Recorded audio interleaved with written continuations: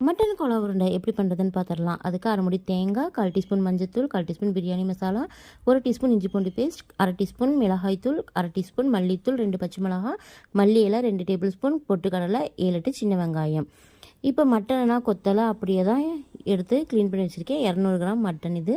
இப்போ இது எல்லாத்தையுமே மிக்ஸி ஜாரில் போட்டு தண்ணி விடாமல் அரைச்சி எடுத்துக்கலாம். நம்ம அந்த வெங்காயம்லாம் சேர்த்தும்போது அந்த தண்ணியை நமக்கு கரெக்டாக இருக்கும் அரைக்கிறதுக்கு. இப்போ அரைச்ச அந்த விழுதில் நம்ம கறியையும் சேர்த்து இந்த மாதிரி கெட்டியாக அரைச்சி எடுத்துக்கலாம்.